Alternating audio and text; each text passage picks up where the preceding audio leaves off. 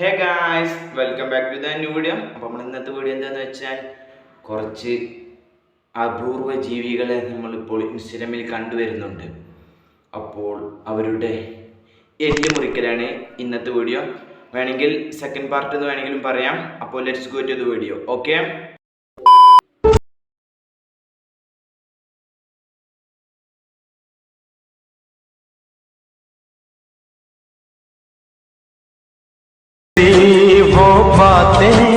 കാര്യമില്ല. ഈ north Indians ഒക്കെ അങ്ങനെ തന്നെയാണ്.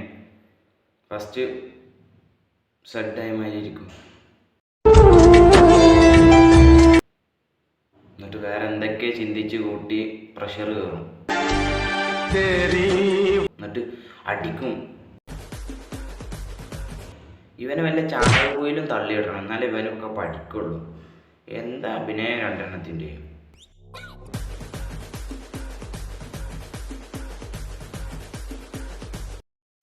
എൻ്റെ മുത്തശ്ശി എനിക്ക് പണ്ട് കാലങ്ങളിൽ ഒരു കഥ പറഞ്ഞു തന്നിട്ടുണ്ട്.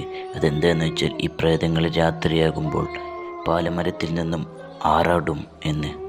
ഇതൊക്കെ തോന്നുന്നു വല്ല ജവാന വിസ്കി എടുത്ത് അടിച്ചിട്ട് ഫിറ്റായതാ. എന്നിട്ട് പാലമരത്തുമ്മലാണ് പ്രേതങ്ങളൊക്കെ കയറുക. ഇത് കുറച്ച് വെറൈറ്റി ആവാനോ തോന്നുന്നു വേറെ ഏതോ മരത്തുമ്മൽ. ഇത് പേരക്കന്മാരല്ല, വേറെ ഏതോ മരമാണ്. എന്തായാലും കിടന്ന് ആടുണ്ടാവും. ആ കൊമ്പ് പൊട്ടിക്കണമെന്ന് നമുക്ക് ഈ വീഡിയോയിൽ കാണാൻ പറ്റില്ല. ചിലപ്പം പൊട്ടിയിട്ടുണ്ടാവും. അത് നല്ല ആടുണ്ട്. പൊട്ടിക്കണമെങ്കിൽ കിടപ്പിലായിട്ടുണ്ടാവും ഉറപ്പാണ്.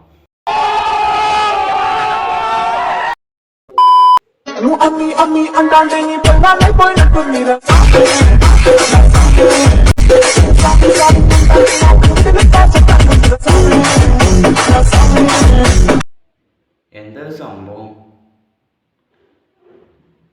പറക്കാൻ നോക്കുകയാണോ? അറിയാൻ വരില്ലായിട്ട് ചോദിക്കുക. പറക്കാൻ നോക്കുകയാണോ? കൈയിട്ട് ഇങ്ങനെയൊക്കെ അടിക്കുന്നുണ്ട്. പറക്കാൻ ശ്രമിക്കുക എന്നിട്ട്, പക്ഷെ നടക്കണില്ല. എന്തായാലും ആ ട്രെയിനിനെ കാണിക്കാൻ വീഡിയോ എടുത്തതാണോ അതോ അയാളെ കാണിക്കാൻ വീഡിയോ എടുത്തതാണെന്ന് അറിയില്ല.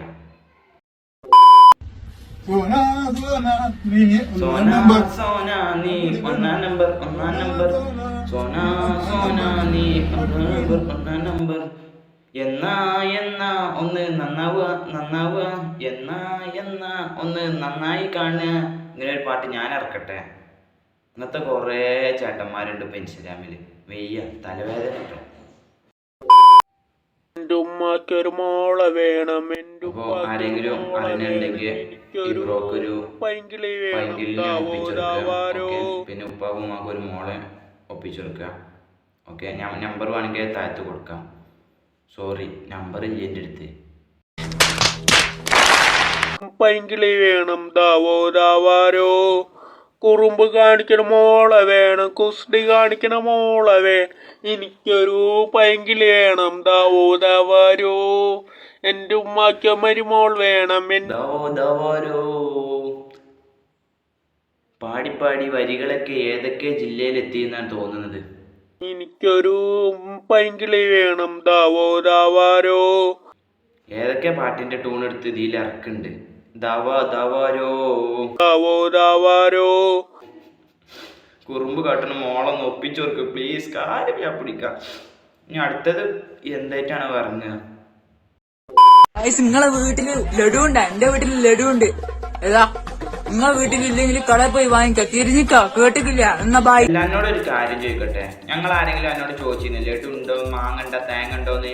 ഇവന് ഇല്ലാത്തത് പറഞ്ഞേ അന്ന ഞാൻ കൊല്ലും. ഞാൻ തുടിച്ച ലഡു ഉണ്ടോ കുറച്ച് കൊതിപ്പിച്ചിരിക്കുന്നു. ലഡു മേടിക്കാൻ പൈസ ഉണ്ട്. അല്ലാണ്ട് ലഡു മേടിക്കണ്ട, വല്ല തേങ്ങ വെച്ച് അഡ്ജസ്റ്റ് ചെയ്യാം. ലഡു വിചാരിച്ച് കഴിച്ചാൽ പോലെ അല്ലേ? എല്ലാവർക്കും സ്വാഗതം. നിങ്ങൾക്ക് ഇഷ്ടപ്പെട്ടെങ്കിൽ ഷെയർ തൊട്ടടുത്തുള്ള അടിച്ചു പൊടിക്കാം. മണിവില്ലോടെ അടിച്ചു പൊടിക്കാം.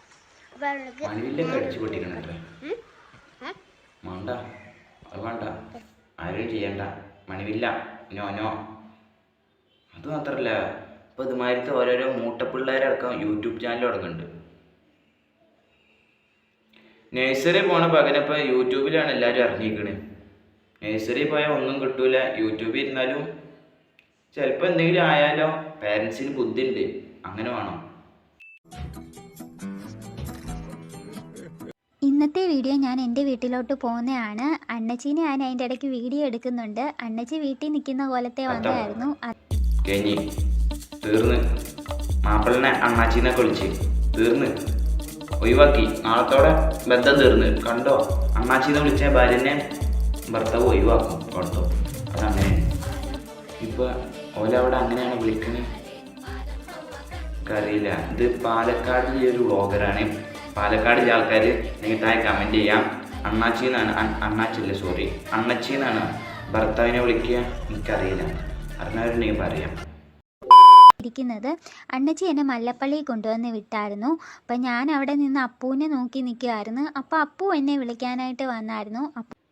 അപ്പോൾ അപ്പു എന്നെ വിളിക്കാൻ വന്നു. എന്നിട്ട് ഞാൻ അപ്പുവിൻ്റെ കൂടെ പോയി. ഇത് എനിക്ക് തോന്നുന്നു കാർത്ത് കണ്ടിട്ട് വന്ന് എക്സ്പയർ ആയ ഡേറ്റ് ആണെന്ന് തോന്നുന്നു. അപ്പോൾ കാർത്ത് എല്ലാം ഉണ്ട്. ഇനി ആരെങ്കിലും ഉണ്ടോ? ഇനി ഓലെ സംസാരം അങ്ങനെയാണെന്ന് എനിക്ക് അറിയില്ല. ഞാൻ കളിയാക്കിയില്ല, ഒരു തമാശയൊക്കെ ചെയ്തതാണ്, അത് മാത്രം.